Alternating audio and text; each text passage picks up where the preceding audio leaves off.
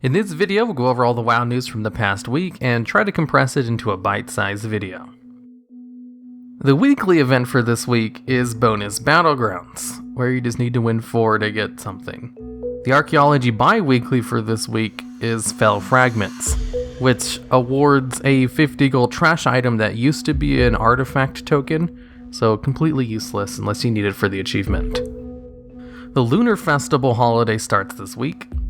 New to this year was 7 new toys added, including a new Hearthstone toy. Blizzard has been adding a lot of Hearthstone toys to these holidays recently. There were 2 dev Q&As in this past week. I'm going to go over some of the major highlights. For one, they're going to allow 50 characters on the same realm, maybe. They're going to make a way for you to transfer war resources to your alts. They announced complete overhauls for specs will most likely not happen until the next expansion. There is no plans to add PvP vendors. Culturon humans and Zandalari trolls will be released with patch 8.1.5. The dev team is open to moving some talents to baseline abilities for some classes. The next raid tiers will open up probably a couple of weeks after the patch.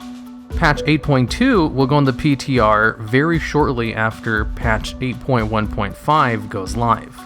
They have plans to make rare mobs work more like how Warlord rare mobs worked, and they're going to be experimenting with rare mobs in patch 8.2 to make rare mobs feel more like rare mobs, rather than once per day kills. They'd like to do the Mage Tower again, but they don't have any plans to share right now about it. But they did say it was a huge success that they'd love to replicate. There won't be a new Warfront in 8.2, but there will be heroic Warfronts. And finally, the Baron's Warfront, which was data mined, was just an early prototype and isn't planned to be released. And now onto some miscellaneous things. MM Hunters got a 3% buff to their damage overall. Arms Warriors got an 8% buff to a lot of their key abilities. Dazara Lore's Raid Finder and Mythic difficulty open up this week. Only Wing 1 of Raid Finder is being released though. In China, they introduced a new Flying Pig mount, which means it could be making its way to the cash shop sometime in the near future for US and EU players.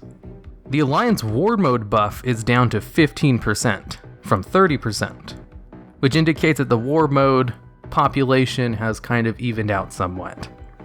And finally, heirlooms will be scaling up to 120 in patch 8.1.5.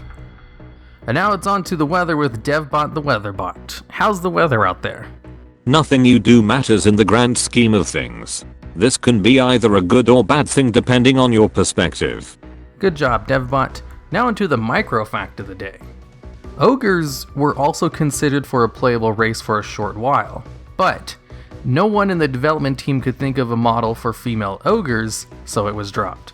Plus, the Horde already had Taurens as a big race, and Blizzard didn't want to give them 2, as ogres have historically been part of the Horde. It wouldn't make any sense to give them to Alliance. In fact, canonically, ogres are still part of the Horde, and there's lots of Horde NPCs that are ogres out in the world. And with that, I'll see you all next week.